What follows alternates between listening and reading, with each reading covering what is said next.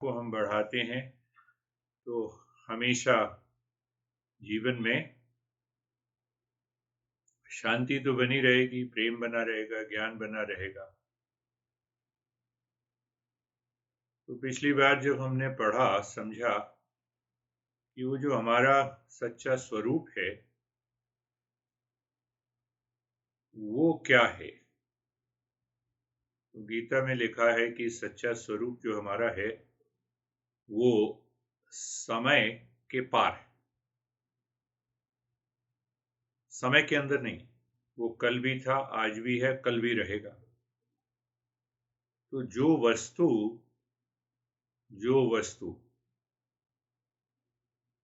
हमेशा बनी रहती है तो उसका कोई रूप नहीं होता, उसका कोई शेप नहीं होता। कैसे? जैसे अब ये माउस है, माउस है तो कल ये माउस नहीं था, प्लास्टिक था। आज ये माउस है, कल नहीं रहेगा, कल फिर टूट जाएगा। तो जो समय और रूप में नहीं रहती है उसी को हम बोलते हैं सत्य। या ये हम कहें कि जो समय और नाम रूप के पार है उसको बोलते हैं हम सत्य। तो जो हमारा स्वरूप है जिसको हम आत्मा बोलते हैं, तो एक तो वो समय के अंदर नहीं और एक वो रूप में नहीं। क्योंकि ये दोनों में नहीं है इसीलिए हम क्या कहते हैं, वो अनंत है। क्योंकि रूप ले लिया ना, ये माउस है, तुम्हारा शरीर, मेरा शरीर। तुम्हारा शरीर वहां तक सीमित है, मेरा शरीर यहां तक सीमित है। तो अगर मैं शरीर हूं तो सीमित हूं, पर वो सीमित नहीं है, असीमित है। क्यों असीमित है? क्योंकि ना तो वो समय में के पकड़ में आती है, ना रूप के पकड़ में आती है, इसीलिए वो अनंत है। तो गीता में 6 बातें बताई गई हैं कि वो जो स्वरूप है वो समय के पार है, वो रूप नहीं है, उसका कोई रूप नहीं, इसीलिए हम उसको निराकार बोलते हैं। शब्द सुना होगा ना कि निराकार भगवान की जय। और इसीलिए वो अनंत है। अब वो जैसे आंख से मैं तुम्हारे शरीर को देख सकता हूं, तुम मेरे शरीर को देख सकते हो। इंद्रियों के द्वारा हम विभिन्न वस्तुओं को देख सकते हैं, सुन सकते हैं, समझ सकते हैं। इंद्रियां खुद में सीमित हैं। क्यों सीमित हैं? सीमित सीधा सा अर्थ ये है कि बहुत दूर की वस्तु तुम्हारी आंख नहीं देख सकती, बहुत नजदीक की वस्तु तुम्हारी आंख नहीं देख सकती। एक सीमा है ना। तो भाई ये इंद्रियां कैसे देखेंगी इस स्वरूप को? तो जब स्वरूप को देख ही नहीं सकती तो इसका मतलब वो इंद्रियों के पार है।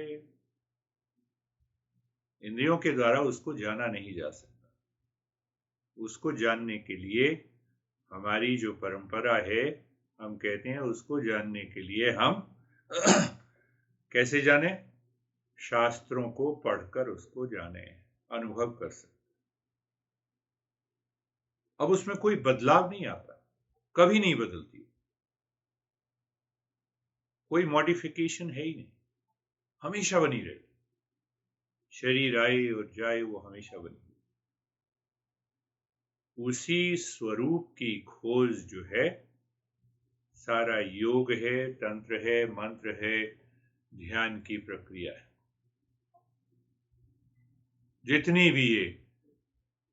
जितनी भी साधनाएं हैं, कभी न कहीं किसी भी प्रकार से वो इसकी खोज में लगते हैं। ये भाव बड़ा स्पष्ट होना चाहिए। और जैसे मैं बार बार कहता हूं कि वो स्वरूप किसका बना हुआ? आनंद का बना हुआ है, प्रेम का बना हुआ है, शांति का बना हुआ है। प्रेम, ज्ञान, शांति। हाँ, इसीलिए उसको हम सच्चिदानंद कहते हैं। कहते हैं ना, सच्चिदानंद भगवान की जय। तो पहले हमें ये समझना होगा, सच्चिदानंद को हम ये समझना होगा। तो भाई अब उसको जाने कैसे? तो जानने के लिए अब ये शास्त्र और गुरु लोग कहते हैं कि वो अज्ञान की परत है। एक तो अज्ञान की परत है, एक विक्षेप की परत है, और एक अशुद्धि की परत है। ये मन के अंदर जमी हुई। जो शीशा होता है ना, शीशे में धूल वूल जम गई तो हम अपने आप को सही रूप से नहीं देख पाते। उसी प्रकार से मन के अंदर ये तीनों समस्याएं हैं। एक तो अज्ञान की समस्या है, एक समस्या है अशुद्धि की, और एक समस्या है विक्षेप की। विक्षेप को कहते हैं प्रोजेक्शन। इसको दूसरे शब्दों में हम कह सकते हैं कि मन इधर उधर भाग रहा है। 24 घंटे अगर मन भागता रहेगा तब हम स्वरूप को नहीं देख सकते, पहचान नहीं सकते। अब स्वरूप को देखें ही क्यों, जाने ही क्यों, अनुभव क्यों करें? क्योंकि जब तक हम उसका अनुभव नहीं करेंगे तब तक अज्ञान बना रहेगा। जब तक अज्ञान बना रहेगा तब तक हम दुखी रहेंगे। किसी न किसी चीज से हम दुखी जरूर रहेंगे। आज नहीं तो कल फिर दुख आ जाएगा, दुख बना रहेगा।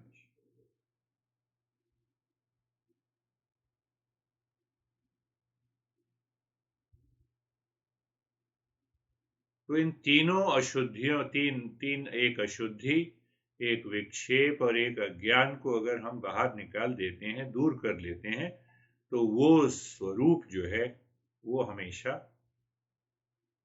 हमें अनुभव में आता रहता है। और स्वरूप का जब अनुभव में आता रहेगा तब कभी भी दुख नहीं होगा। तो उसमें सबसे ऊपर की चीज है अशुद्धि, मन की अशुद्धि। अब मन की अशुद्धि क्या है? मन की अशुद्धि का मतलब है कि अटैचमेंट है, आसक्ति है किसी व्यक्ति से, किसी वस्तु से, किसी स्थान से। जैसे अभी तुमने कहा कि अच्छा सर्दियों में चाय नहीं, चाय कॉफी क्या गर्मी देती है? अब ये सोचना। तो हम ये सोचते नहीं है, इसी वजह से हमारी आसक्ति बनी रहती। कपड़ा तो चलो ठीक है, ऊनी कपड़ा हमने पहन लिया, ठंड से बचाव कर लिया, वो तो ठीक है। यहाँ पर मैं देखता हूँ कि तुम्हें भी पता ही होगा कि यहाँ पे रेस्टोरेंट में जाते हैं तो सर्दियों में भी लोग ठंडा पानी मांगते हैं, और ठंडे पानी में वो पूरा आइस भरा रहता है। हम जब भी जाते हैं तो हम कहते हैं नहीं भाई, उसमें बर्फ निकाल के देना। आदत।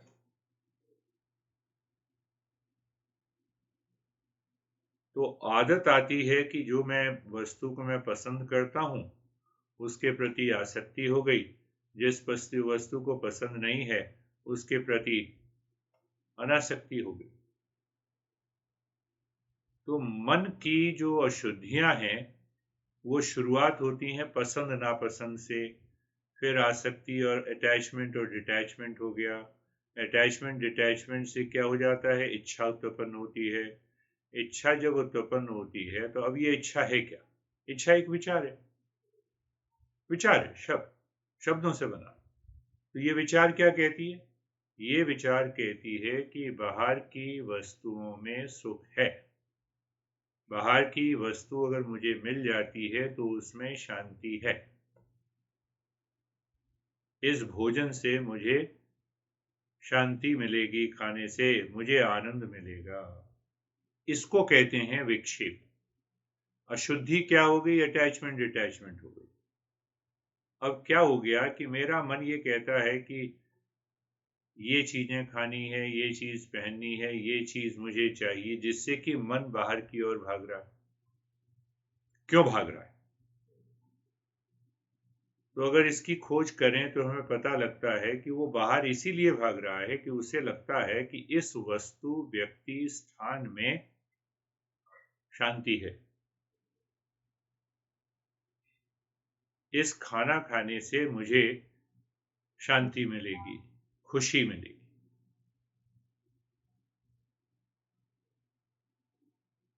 तो ये तीनों चीजें जुड़ी हुई हैं। बार बार समझने से, मनन करने से हमें ये बात पता लगती है। एक बार से नहीं पता लगेगी, बार बार मनन करना है। बार बार देखना है। जैसे चाय पीने की इच्छा हुई, अच्छा क्यों इच्छा हुई? चाय से मुझे फ्रेशनेस लगती है। ठीक है, तो क्या फ्रेशनेस चाय में है? अपने मन में विचार करना है। मन में विचार करना है, क्या इसमें शांति है? क्या इसमें फ्रेशनेस है? देखो, अब सर्दी है, चाय है, खांसी जुकाम हो गया, चाय ले ली तो हाँ ठीक है, तो वो एक दवाई के तौर पे काम कर रही है तो चलेगा। पर अगर आदत है तो समस्या। चाय में मैंने खुशी को ढूंढा, ये समस्या है। चाय अगर मेरे गले को ठीक करती है तो वो तो दवाई है। चाय वही है, पर मन के अंदर जो वो आसक्ति है, जो अटैचमेंट है, वो जब तक नहीं जाएगी, जब तक मन की अशुद्धि दूर नहीं। तो हमारे शास्त्र और हमारे गुरु ये नहीं कहते हैं किसी चीज को छोड़ देना छोड़ देने से शांति मिलेगी। अपने मन के अंदर उस वस्तु के प्रति जो आसक्ति है उसको छोड़ना। या ध्यान ध्यान करना है तो पत्नी को छोड़ दो, पत्नी को नहीं छोड़ना, पति को नहीं छोड़ना। पति और पत्नी के बीच में जो आसक्ति मेरे मन में जो चल रहा है उसको छोड़ देना, उसको दूर करना। खाना नहीं छोड़ देना, खाने के पीछे जो आसक्ति है उसको हटाना, उसको हटाना। धन के प्रति जो आसक्ति है, अटैचमेंट है कि और हो जाए, हाय तौबा, उसको छोड़ना, धन को नहीं छोड़ना। किसी बाहर की वस्तु को नहीं छोड़ना। क्यों नहीं छोड़ना किसी वस्तु को? क्योंकि उस वस्तु में कोई समस्या ही नहीं है। वो वस्तु थोड़ा मुझे आसक्ति प्रदान करती है। वो वस्तु थोड़ा मेरे पीछे जाती है कि मेरे पीछे आ जाओ और मैं अटैच हो जाऊंगी। अगर ऐसा होता तो हम इन सब चीजों को छोड़ते। पति या पत्नी 24 घंटे तुम्हारी थोड़ा पीछे लगे रहते हैं, और भी काम है सबको, और भी तो काम है। 24 घंटे लगेंगे तो वो वैसे ही हमारी ईर्ष्या हो जाएगी, हम कहेंगे नहीं छोड़ ही दो इसको, 24 घंटे पीछे लगी रहती है, और भी तो काम है मुझे जीवन में। तो क्या कहने का मतलब है कि संसार में जितनी भी वस्तुएं हैं, क्या उनके अंदर शांति है, प्रेम है, आनंद है? बिल्कुल नहीं। तो फिर मुझे आनंद क्यों दिखाई देता है? वो अज्ञानता के कारण दिखाई देता है। वो मैं मनन नहीं कर रहा, मैं सोचता नहीं हूं, इसी कारण मुझे वो दिखाई देता है। और जब दिखाई देता है तो फिर उसी तरह के विचार उठते हैं। सुबह उठें तब विचार, दोपहर में तब उसके प्रति विचार, शाम को विचार, सोते समय विचार, उसी के सपने। तो इस कारण से मन इतने विचारों से घिरा रहता है भाई कि हमें टाइम ही नहीं मिलता विचार करने का, सोचने का। इसीलिए शास्त्रों को पढ़ना और समझना जरूरी है, इसीलिए साधना जरूरी है। नियमित रूप से साधना इसीलिए जरूरी है कि बार बार मन के ऊपर चोट पड़े, याद आ जाए कि देखो आज मुझे ये दाल नहीं मिली, इसीलिए मैं बड़ा, आज तो मुझे खाना जो है पसंद नहीं आया। तो वहां पर क्या बात है कि अच्छा, क्या भोजन हम आनंद के लिए करते हैं या भोजन हम शरीर को स्वस्थ रखने के लिए करते हैं, शरीर को ऊर्जा प्रदान करने के लिए करते हैं? अंग्रेजी में कहावत है ना, ईट टू लिव और लिव टू ईट। इन दोनों में भेद करना। मैं जी ही रहा हूं खाने के लिए मैं जी ही रहा हूं वासना के लिए, मैं जी ही रहा हूं धन के लिए, तो धन जितना भी कमा लो तो बात नहीं बनेगी।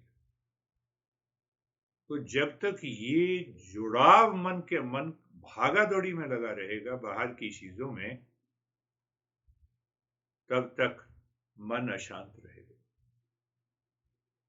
मन अशांत ही रहेगा, किसी भी तरह से शांति नहीं मिलेगी। तो मन की अशुद्धि को हम कहते हैं कि अटैचमेंट है, आसक्ति है, भ्रम हो गया पैदा। अब देखो भ्रम कहां से आया कि मुझे चाय से शांति मिलती है, तो चाय में शांति को देखना भ्रम है। कैसे आया? आसक्ति से आया, अटैचमेंट से। भ्रम क्या है? कि जो वस्तु जहां, भ्रम का मतलब वही माया है। माया और भ्रम का क्या मतलब है? दोनों का मतलब है मिथ्या। मिथ्या का क्या मतलब है? मिथ्या का मतलब ये है कि जो वस्तु दिखाई तो देती है पर है नहीं। चाय में शांति दिखाई तो देती है पर है नहीं। जैसे मृग मरीचिका। मृग, राजस्थान में हम देखते हैं ना कि वो पानी दिखाई देता दूर तक, है नहीं पर दिखाई देता। आकाश नीला है नहीं पर दिखाई देता।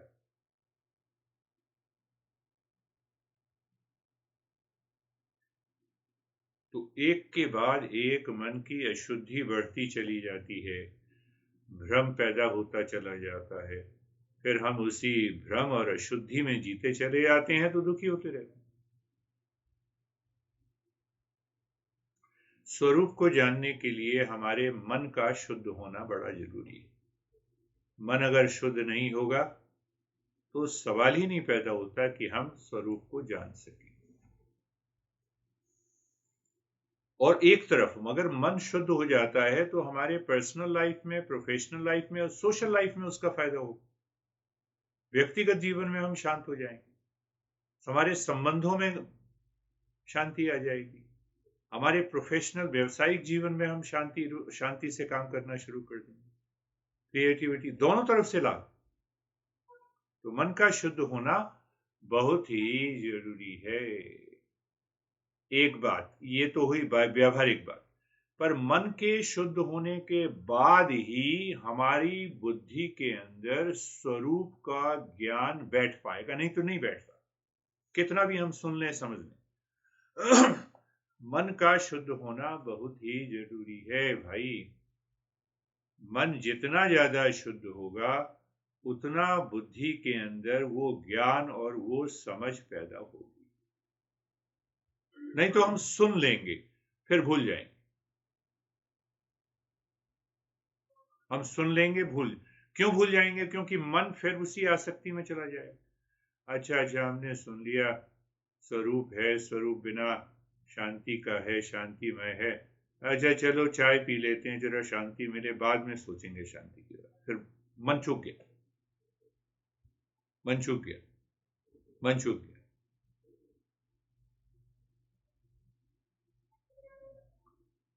तो इसीलिए कहते हैं कि सबसे ऊपर वाली जो परत है वो अशुद्धि की है मन के अंदर। दूसरी वाली परत विक्षेप की है, जिसमें मन भागा दौड़ी करता रहता है। तीसरी परत अज्ञान की। अज्ञान दूर होगा तभी जबकि अशुद्धि दूर होगी और विक्षेप दूर होगा। हम डायरेक्टली अज्ञान को दूर करना चाहें तो दूर नहीं होगा, क्योंकि अशुद्ध मन फिर अज्ञान में चला जाए। जिस तरह से हमारे गुरुओं ने एक विधि बताई है, तो उसमें सबसे पहले अज्ञान, अशुद्धि को दूर करना है। अशुद्धि के बाद फिर जो है हमें विक्षेप को दूर करना है, और उसके बाद तो देखो अब दो चीजें हैं, एक तो अशुद्धि है और एक विक्षेप है, भागा दौड़ी, मन की भागा दौड़ी। अब अशुद्धि को दूर करने के लिए हमें मन की दिशा और भाव को बदलना होगा।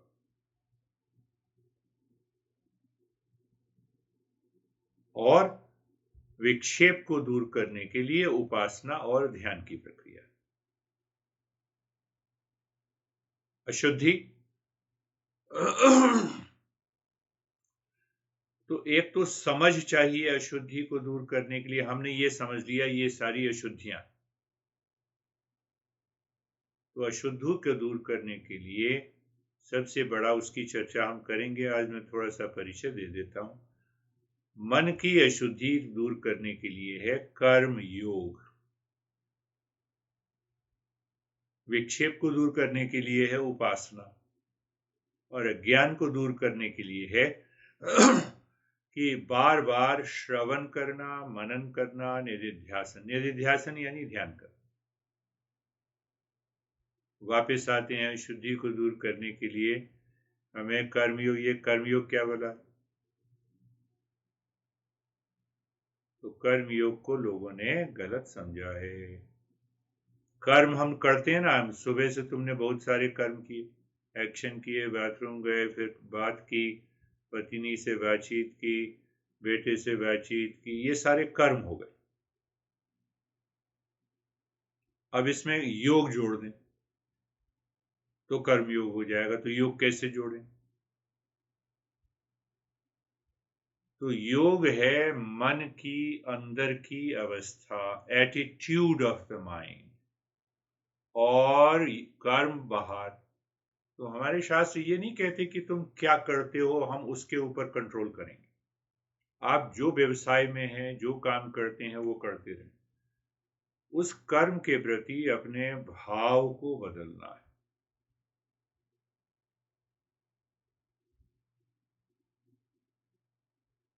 उदाहरण,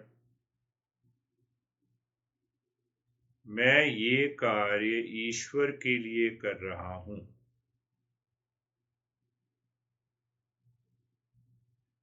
और जो फल मिलेगा वो मुझे ईश्वर से ही मिलेगा, मैं उसको स्वीकार करूंगा।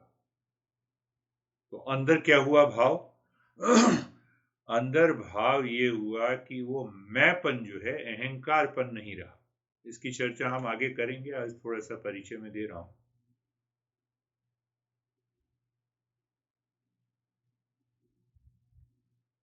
इसीलिए जितना देखा होगा, बहुत सारे प्रवचन सुने होंगे, उसमें कहते हैं शरणागति।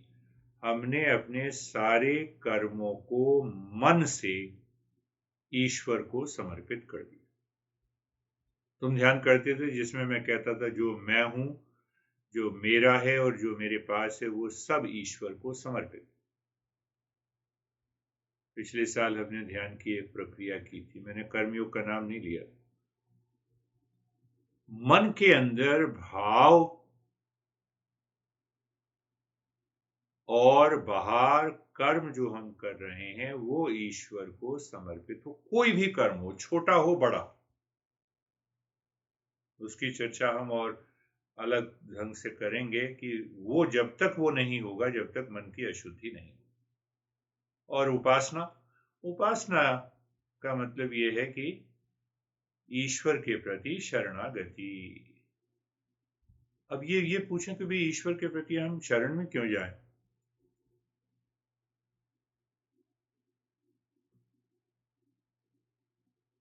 जिससे हम अपने अहंकार को, मिथ्या वाले व्यक्तित्व को दूर कर सकें। जब तक वो मिथ्या वाला व्यक्तित्व दूर नहीं होगा, जब तक हम किसी भी प्रकार से, वो फिर क्या होगा, ध्यान व्यान हो जाएगा, थोड़ी बहुत प्रोग्रेस दिखाई देगी, फिर हम वापस उसी जगह आ जाएंगे।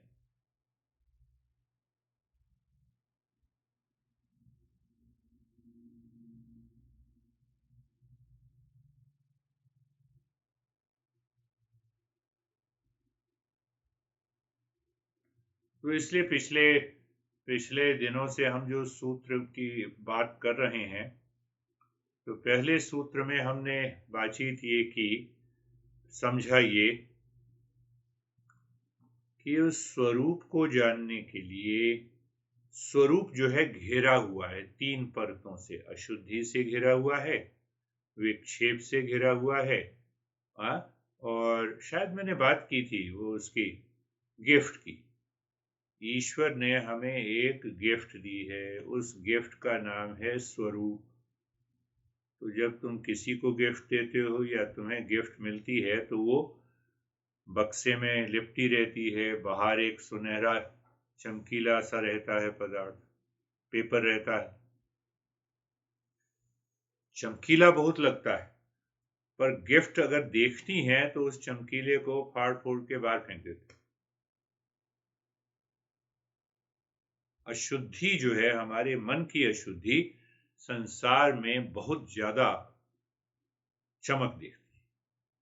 इसीलिए जो है, इसीलिए वो किसी भी गिफ्ट को उस चमकीले पेपर से लपेट दिया जाता है कि लो जी मैं आपके लिए गिफ्ट लाया हूं। उसके नीचे एक बॉक्स और उसके नीचे तीसरा बॉक्स, कम से कम 3 परत रहती, 3 परत रहती है। तो बाहर वाली परत इतनी चमकीली रहती है।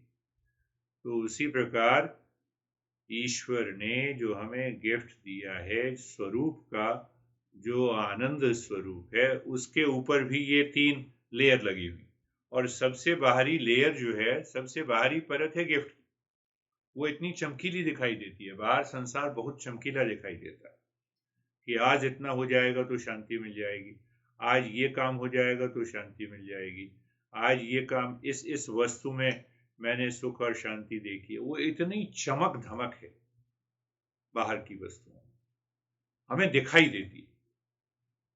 तो उसी को हम अशुद्धि कहते हैं। दूसरी परत है जो कि एक बड़ा बक्सा, जो भ्रम पैदा करती है। कोई गिफ्ट ले, इतना बड़ा बक्सा दे दे, तो पहले ही मन सोचता है कि पता नहीं क्या भेज दिया, क्या दे दिया।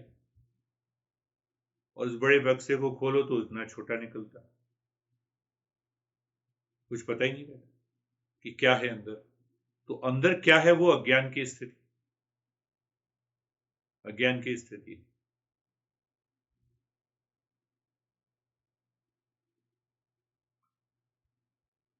तो वो अज्ञान बिना ज्ञान के दूर नहीं होगा। फिर वापस आ रहे हैं हम, बार बार मैं समझने की कोशिश कर रहे हैं। बिना ज्ञान के दूर नहीं होगा, और ज्ञान प्राप्त करने के लिए मन की योग्यता चाहिए। ज्ञान कैसे प्राप्त किया जाए? श्रवण मनन निधिध्यासन, consistent regular study without break, with practice. करते चले जाएं तो फिर एक ऐसी अवस्था आ जाती है कि मन अब उस ज्ञान में समाने लगता है। पर इस ज्ञान को जब ज्ञान कैसे मिलेगा? जबकि मन की शुद्धि हो तब, मन का विक्षेप दूर हो तब।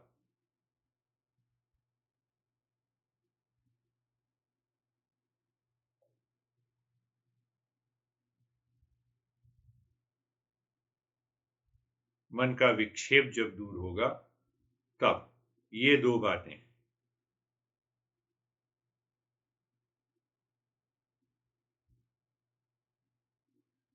गिलास में जैसे मिट्टी से मिला हुआ पानी हम रख दें तो क्या करते हैं कि जब तक उसको रोक छोड़ देते हैं। एक गिलास पानी भरा, मिट्टी से भरा हुआ है, उसको हम छोड़ देते हैं तो मिट्टी धीरे धीरे जमने लगती नीचे, और पानी ऊपर साफ निकलने लगता है। वही प्रक्रिया है, बिल्कुल वही प्रक्रिया है। हमें उस भाव को देखना होगा। जब तक अशुद्धि दूर नहीं होगी, जब तक, हमने एक बार पढ़ा भी था, क्या पढ़ा था? अमृत बिंदु उपनिषद में, मनो ही द्विविधम प्रोक्तम, अशुद्धम च अशुद्धमेव च, शुद्धम च अशुद्धमेव च, अशुद्धम काम संकल्पम, शुद्धम काम विवर्जितम। कि मन दो तरह का है, एक शुद्ध मन है और एक अशुद्ध मन है। अब हम थोड़ा सा और गहराई में जा रहे हैं कि वो अशुद्ध मन होता क्या। तो मन दो प्रकार का होता है। मनो ही द्विविधम प्रोक्तम, शुद्धम च अशुद्धम। तो अशुद्ध मन क्या क्या? अशुद्धम काम संकल्पम। तो अशुद्ध मन के अंदर दो तरह की दो चीजें होती हैं। एक तो डिजायर, इच्छा, और दूसरी होती है प्रक्षेपण, प्रोजेक्शन, संकल्प। अब इच्छा को हम गहराई से देखें तो हमें अशुद्धि समझ में आ जाएगी। तो इच्छा का मतलब है, इसको घोंट घोंट के पी लेना, याद रखना। जब भी कभी एंजाइटी हो, तनाव हो, दुविधा हो, समस्या हो, तो एकदम इस इच्छा की परिभाषा को मन के अंदर ले आना और ये देखना कि क्या हो रहा है। तुम्हें पता लगेगा कि एंजाइटी किस कारण आई, तनाव किस कारण आया, दुख किस कारण। तो इच्छा की परिभाषा देते अगर दें तो ऐसे विचार जो बाहर संसार में उसके चाहने की इच्छा है।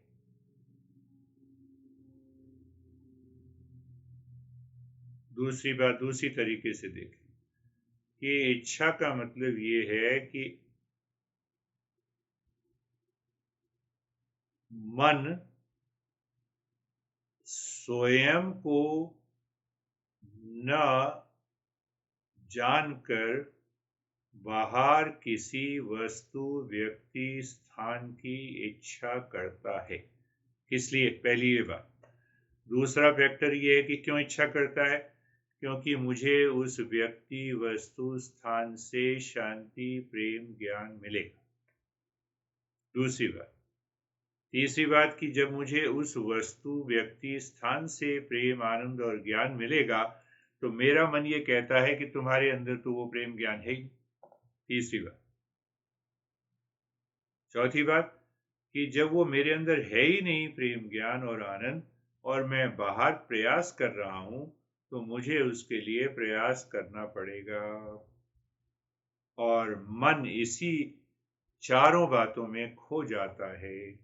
24 घंटे वो दुनिया की ही, संसार की बात करता है। तो इच्छा का मतलब मात्र ये। क्या मतलब हुआ? कि मैं स्वयं को ना जानने की बजाय, स्वयं को जानने की बजाय मैं बाहर किसी वस्तु, व्यक्ति की इच्छा कर रहा हूं। पहला, क्यों इच्छा कर रहा हूं? क्योंकि मेरे मन ने यह कहा कि शांति, प्रेम, ज्ञान वहां है। अब इसमें दो बातें निकलती हैं, शांति, प्रेम, ज्ञान वहां है तो मेरे अंदर है नहीं। तो जब मेरे अंदर नहीं है तो मुझे असुरक्षा की भावना लगती है, मुझे एंजाइटी में, मैं एंजाइटी में चला जाता हूं, मैं स्ट्रेस में चला जाता हूं। एक तरफ मैं स्ट्रेस में चला गया, एंजाइटी भी आ गई, तो मेरा मन ये कहता है और प्रयास करो, और धन कमा लो, एक बार और चाय पी लो, एक बार और वासना कर लो। हो तो इस वजह से फिर हम व्यस्त हो जाते हैं। हम कहते हैं मैं बड़ा बिजी हूं, मैं बड़ा थका हुआ हूं, मैं बड़ा दुखी हूं, और 24 घंटे हमारा मन बाहर किसी न किसी वस्तु की उधेड़-बुन में उसको पाने की इच्छा में लगा रहता है। वो कहेगा नहीं बाहर से, पर इच्छा में लगा हुआ।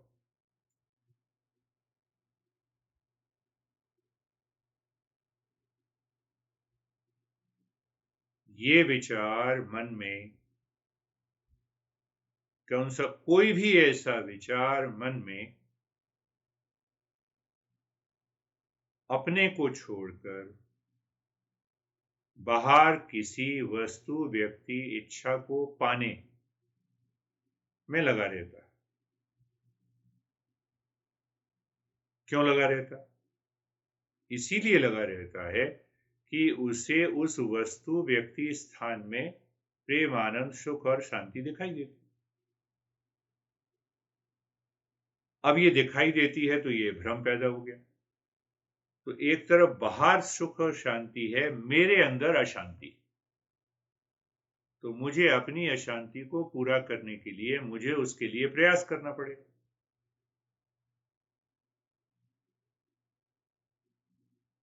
तो उस प्रयास में मैं स्वयं को भूल गया पूरी तरह से। इसी को हम कहते हैं अज्ञानता की बात। और अपने को भूलने के बाद, अपने को जैसे हम भूले तो फिर क्या होगा? फिर व्यक्ति का मन भागा दौड़ी में ही लगा रहेगा, ईर्ष्या भी आ जाएगी। फिर अब क्या हो गया कि अब इच्छा पैदा हुई, इच्छा से भ्रम पैदा हुआ, भ्रम से अहंकार आया, अहंकार से फिर जेलिसी, ईर्ष्या का भाव, और ये सारे भाव हमारे जीवन में 24 घंटे बने रहते हैं, इनसे हमें मुक्ति ही नहीं मिलती। मन इतना ज्यादा राजसिक हो जाएगा, 24 घंटे उधेड़ बुन में लगा रहेगा। तो अब ये प्रश्न हम करें कि भाई मेरा मन, तुम इतने चंचल क्यों हो? तो इतना चंचल अशुद्धि के कारण है। अशुद्धि क्यों आई? विचार, इच्छा के कारण है। तो अगर हमने इस इच्छा को समझ लिया कि इच्छा, बाहर की इच्छा करने का मतलब ही यही है कि मन का बाहर की ओर भागना। मन 1,00,000 वस्तुओं, व्यक्तियों में बाहर की ओर भाग रहा है। उसी मन को तो हम चंचल कहते हैं। तो हमने समझा ही नहीं कि मन के भाग क्यों रहा है। तो अगर मेरे मन ने ये समझ लिया, मन का भागना, विचार का आना के मतलब ही यही है, क्या मतलब है? कि मन में बहुत सारी इच्छाएं भरी हुई। इच्छाएं क्यों भरी हुई हैं? क्योंकि मैंने उन वस्तुओं में प्रेम, शांति और सुख को देखा। तो जब मैं उन वस्तुओं में ये इतनी समझ में आ जाए कि किसी भी वस्तु में शांति और सुख है ही नहीं, किसी भी वस्तु में शांति और सुख नहीं, ये अगर हमने देख लिया, किससे देखा? मन से देखा। मैंने ये देखा कि शेर आ रहा है, तो मैं अपना बचाव करूंगा। और शेर आ रहा है और बचाव ना करके मैं कहूं कि चलो आज गले मिल लेते हैं। तो जब मैं किसी वस्तु, व्यक्ति में शांति, सुख को देखता हूं, तो मुझे ये लगता है कि चलो गले मिल लेते हैं। और उस वस्तु में सुख और शांति है ही।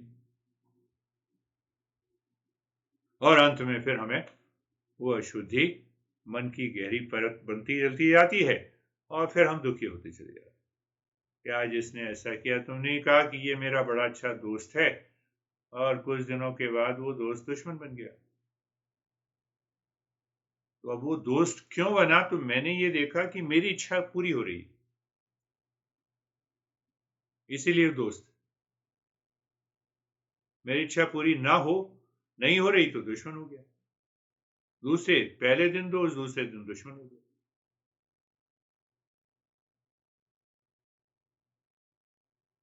तो एक स्तर और हम आगे जाएं, तो अशुद्ध मन जो है हमारी सेल्फिश डिजायर से बना हुआ है। सेल्फिश डिजायर है, उसमें अहंकार की प्रतीति है, और अहंकार के कारण वो जुड़ा हुआ है। तो अगर मन को हम शुद्ध कर लेते हैं, तो वो सेल्फिशनेस भी जाती है, और वो अहंकार वाला भाव भी जाता है। हाँ, जैसे नहीं, अच्छा तुम भी लगा दो पैसे, तो ये अच्छाई नहीं है। हमारे मन कह रहा है ये अच्छाई। अच्छाई के पीछे लालच है ना, तो नुकसान दोनों को हुआ।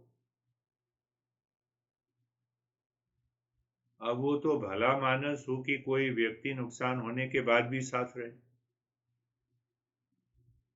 नुकसान होने के बाद भी कुछ ना कहे। सोचो। और एक दूसरा जो दोस्त है वो नुकसान ही करता रहे। तो इसीलिए इतना जोर दिया है कि मन की शुद्धि बहुत ही जरूरी है। बिना मन की शुद्धि के गुजारा नहीं। तो मन की शुद्धि अगर हो जाती है, तो बाहर जीवन में परिवर्तन, स्वभाव में परिवर्तन आने लगे। हमारे पारिवारिक जीवन में, हमारे व्यवसायिक जीवन में, हमारे सामाजिक जीवन, शांति आ गई। और उसके साथ साथ ये शांति आ गई, तो बाहर समाज, व्यक्ति, वस्तु, स्थान हमें डिस्टर्ब नहीं कर रहा, क्योंकि मन में उस तरह के विचार नहीं आ रहे। मन में उस तरह के विचार नहीं आ रहे, तो ध्यान में बैठोगे तो ध्यान अपने आप ही सफल हो जाए।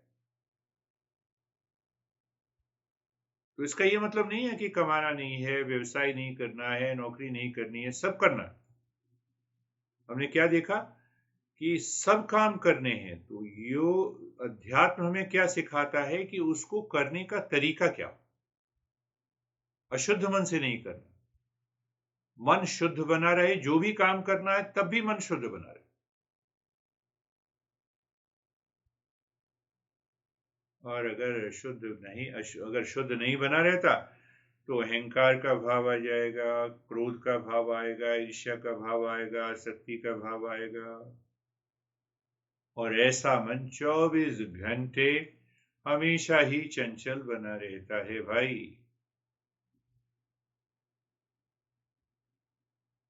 हमेशा ही चंचल बना रहता है।